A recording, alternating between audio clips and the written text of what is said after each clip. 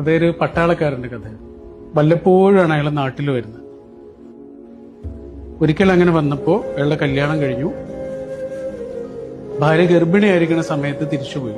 വർഷങ്ങൾ കഴിഞ്ഞിട്ട് വരുമ്പോഴാണ് അയാൾ അറിയുന്നത് അയാളുടെ ഭാര്യ പ്രസവിച്ചു എന്നും 2 കുഞ്ഞുങ്ങളെ കിട്ടിയെന്നും.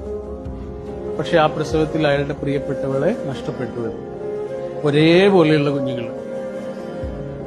അപ്പോ ആ കുഞ്ഞുങ്ങളുടെ കൂടെ കുറച്ച് കാലം അദ്ദേഹം താമസിച്ചു. പിന്നെ തിരിച്ചു പോകുമ്പോൾ അദ്ദേഹത്തിന്റെ അമ്മ അദ്ദേഹത്തോട് പറഞ്ഞു, കുഞ്ഞുങ്ങളെ നീ കൊണ്ടുപോകണം. അങ്ങനെ അയാൾ കുട്ടികളെയും കൊണ്ടാണ് പോകുന്നത് അയാളുടെ ജോലി സ്ഥലത്തേക്ക്, ട്രെയിനിൽ. ആ ട്രെയിനിൽ വെച്ച് കുട്ടികൾക്ക് 2 പേർക്കും പനി പിടിച്ച് ഒരു കുട്ടി മരിച്ചു. അപ്പൊ അന്നൊരു നിയമമുണ്ട്, ഒരു രാജ്യത്തിൽ നിന്ന് മറ്റൊരു രാജ്യത്തേക്ക് ഡെഡ് ബോഡി കൊണ്ടുപോകാൻ പറ്റും. അപ്പൊ ട്രെയിനിലെ ഉദ്യോഗസ്ഥർ വന്നിട്ട് അദ്ദേഹത്തോട് പറഞ്ഞു, അത് പറ്റാത്തതുകൊണ്ട് നമ്മളൊരു പാലത്തിന്റെ മുകളിലൂടെ പോകുന്ന സമയത്ത് കുട്ടിയെ പുഴയിലേക്ക് എറിയണം. ആ അച്ഛൻ കുട്ടിയുടെ ഡെഡ് ബോഡി പുഴയിലേക്ക് വലിച്ചു. പിന്നെ അദ്ദേഹം മറ്റേ കുട്ടിയുടെ അടുത്ത് ഇങ്ങനെ വന്നിരിക്കുക. ആ കുട്ടിയെ ഇങ്ങനെ തലോടി. നഷ്ടപ്പെട്ട കുഞ്ഞിനോട് പോലുള്ള സ്നേഹവും വാത്സല്യവും ഒക്കെ ഈ കുട്ടിയോടുണ്ട്.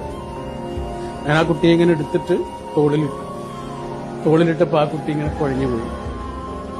അപ്പോഴാണ് അദ്ദേഹം ഒരു വലിയ സത്യം തിരിച്ചറിയുന്നത്, പുഴയിലേക്ക് എറിഞ്ഞത് ജീവനുള്ള കുട്ടിയായിരുന്നു.